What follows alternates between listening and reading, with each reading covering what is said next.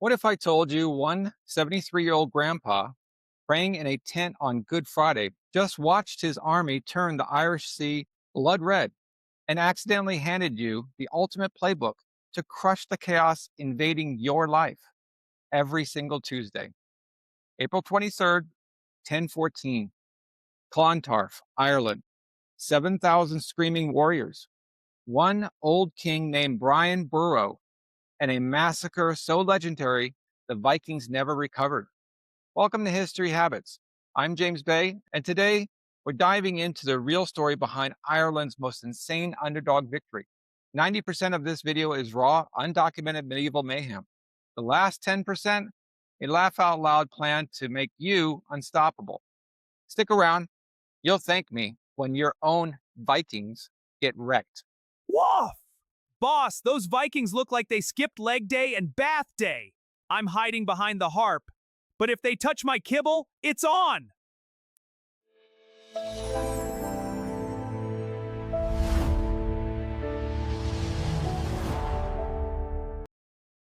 Rewind to the 900s. Ireland wasn't a country. It was a chaotic family reunion with swords. Tiny kingdoms called Tuatha constantly cattle raiding each other like it was Black Friday at the pub.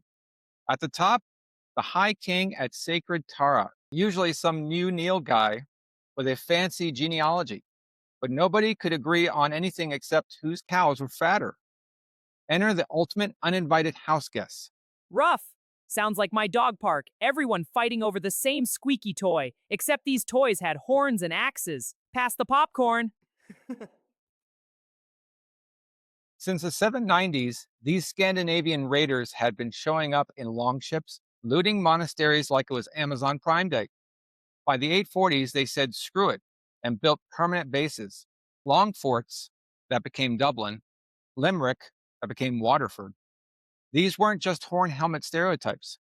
They traded, intermarried, and basically became the cool but stabby neighbors. Dublin's kings like Amlid Curon played both sides.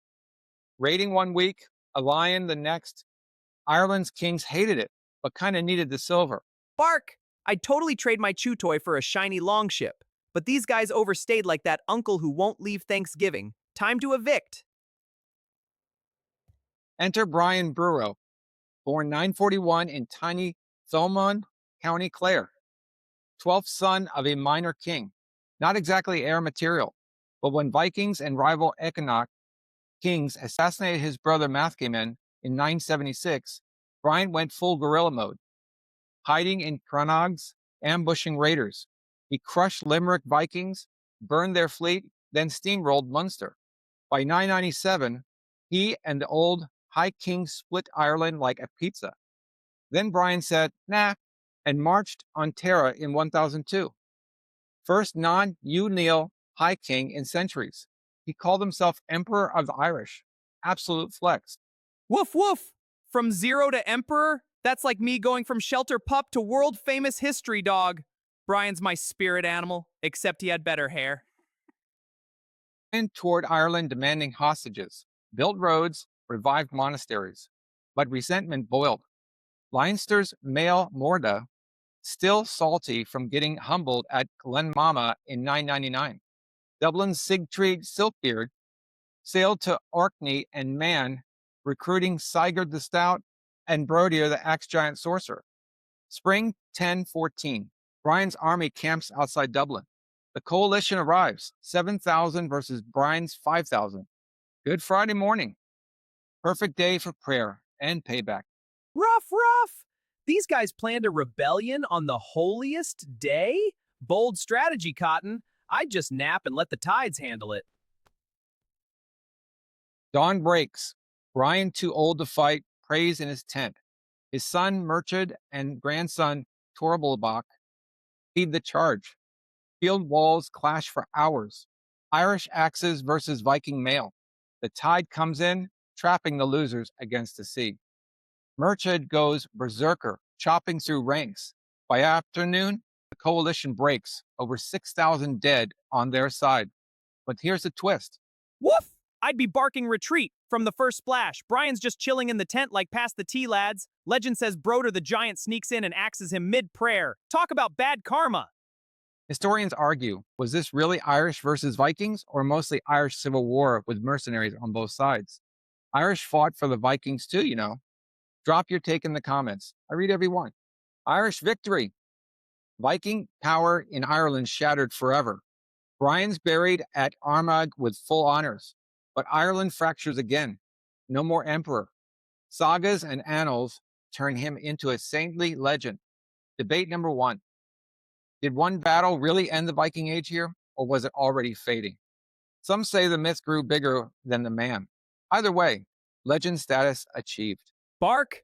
Brian died winning. That's peak underdog. I just fetch his crown and call it a day. But seriously, folks, history's messy. What's your hot take?